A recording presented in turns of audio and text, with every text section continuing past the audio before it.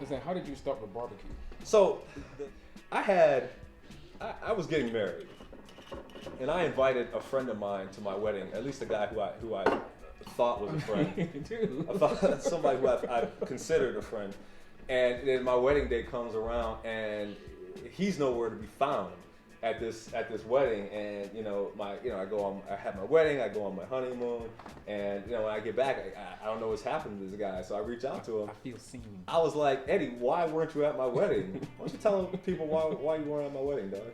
I mean, it's the simple explanation. I went on a bender the night before, partying, and apparently I lost my keys to my apartment, and the concierge didn't have a master key, so I ended up having to sleep in the lobby. So this dude's excuse was he got drunk and couldn't get into his room or his apartment and didn't come to my wedding as a result. So because he felt guilty for not showing up at my wedding, I had to up the gift. he had to up the gift. And what did you give me? I had to up the gift. I couldn't give a card. I couldn't give towels. So I actually went online and ordered a gas grill. Gas grill. I had to go way big. Like, I missed the whole wedding.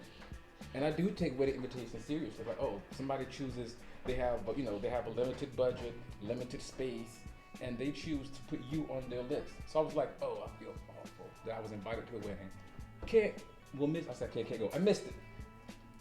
Because I was out celebrating you. Yeah. Ahead of time. He's out celebrating me ahead of time without me. That's what it was. So anyway, I had to up the gift. He bought me a really nice gas grill. It was a 5-burner gas grill.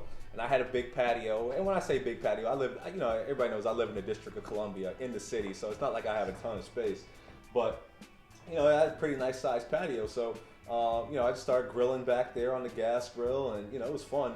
It was cool. But, I grew up, cooking on charcoal. My mother's from Kentucky, so we grew up cooking on charcoal. So eventually I'm just like, after I played around with that, and I still have it. Yeah.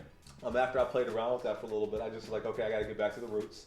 So we went on Craigslist and bought a $25 kettle grill, and that's basically where it started. Yeah. And now, years later, I got 10 grills / smokers. I got a viable barbecue business. I've cooked for as many as 400 people. It's money in the pockets of my children. You're welcome. Yeah. So what his argument is that if he actually shows up at my wedding, and none of this ever happens. This wouldn't exist. But I'd probably be doing something better. I'd probably be a stockbroker or something like that. You could be. Whatever. You could be above average. You wouldn't be an average American. Right. You'd be above average. Right.